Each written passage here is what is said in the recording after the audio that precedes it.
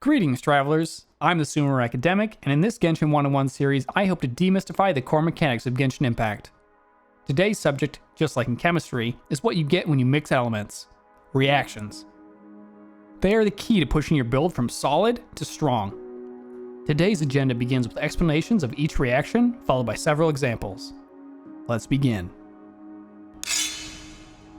There are two types of reactions: amplifying reactions and transformative reactions.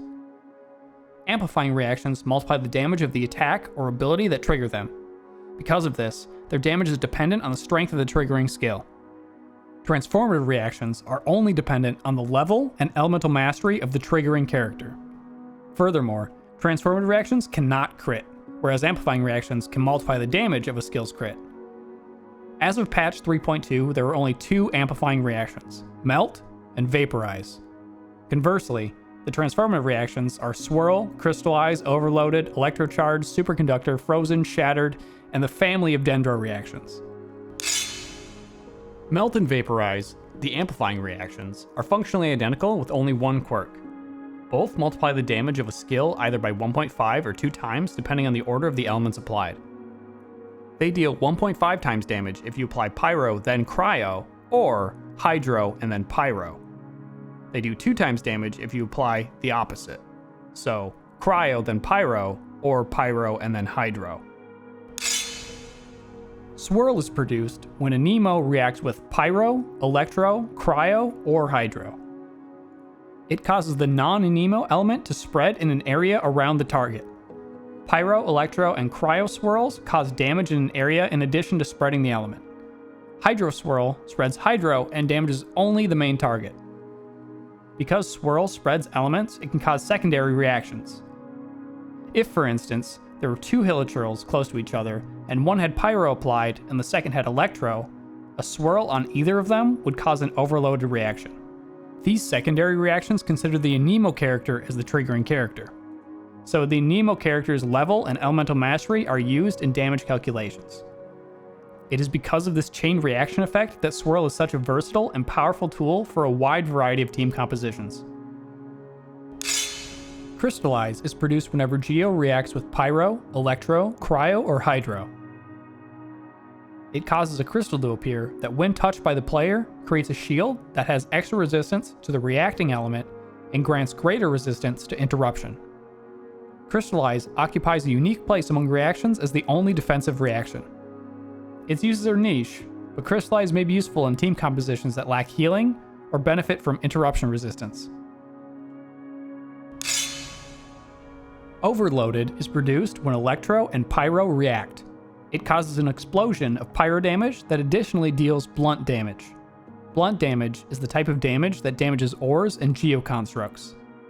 Because of its blunt damage component, Overloaded can be useful for dealing with geoshields on Pyro-Electro teams that lack another reliable way of dealing blunt damage.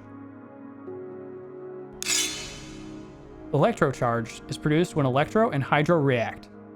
It causes an Electro damage over time effect on the target as well as any nearby enemies with the wet status. Since the applications of both Electro and Hydro on the target are not instantly consumed, other reactions can concurrently occur. Overloaded, for instance, would be produced if you applied Pyro to an Electro-Charged target because the Electro reactions take priority over the Hydro reactions. Electro-Charged has its use as a supplemental reaction since it allows other reactions to occur at the same time. Superconduct is produced when Electro and Cryo react. It causes an explosion of Cryo damage around the target and reduces physical resistance by 40% of enemies within the explosion. Superconduct's best use is in teams that use a physical main DPS, since you can take full advantage of the reduction in physical resistance. Frozen is produced when Cryo and Hydro react. It causes the target to become unable to act for the duration of the effect. While Frozen itself does no damage, it is a prerequisite for another reaction that does do damage. Shattered is produced when a frozen target has blunt damage applied to them. It causes physical damage to the target. Since Shattered is physical damage that scales off of elemental mastery, it can give access to physical damage to elemental teams. This would be most useful against human enemies since they often have negative physical resistance. Dendro reactions, with one exception, are branching paths. So before we get into that, let's start with that exception. Burning is produced when Dendro and Pyro react. Burning causes the target and nearby enemies to take Pyro damage over time. Burning can also be produced when Pyro reacts with flammable things such as grass or wooden shields. This type of burning doesn't require the Dendro element. Quicken is produced when Dendro and Electro react. Quicken applies the Quicken status to the target. Targets with the Quicken status can be identified by the green lightning on their models.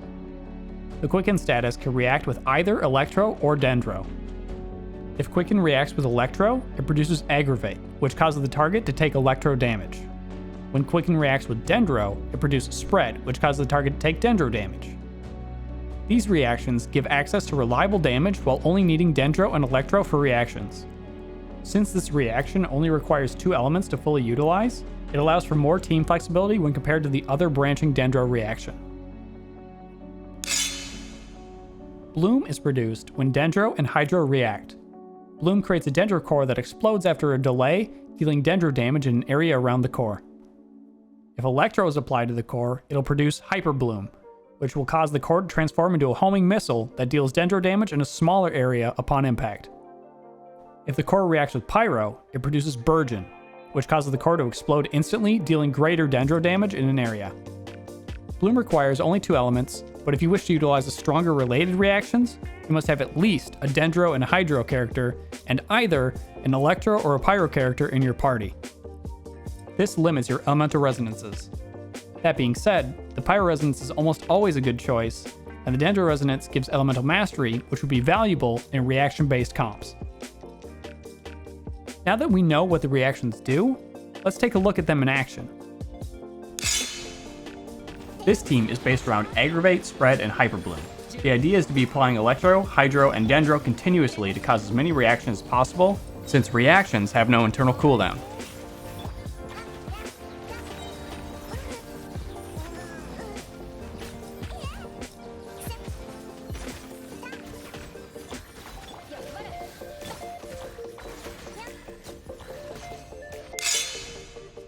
Next up, we have a physical damage team. This team takes advantage of Superconduct to reduce the enemy's physical resistance, which allows us to get the most out of our physical main DPS.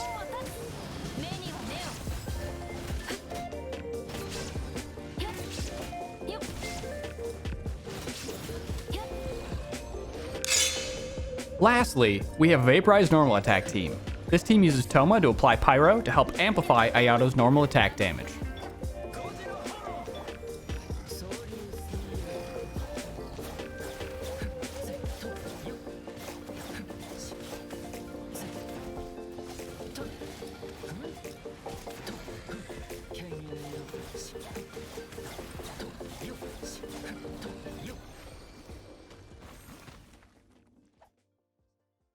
And that brings us to the end. I hope you learned something interesting or got ideas on how to better use your characters. Next lecture, we'll be taking a look at the science of artifacts. Until next time, I'll see you then.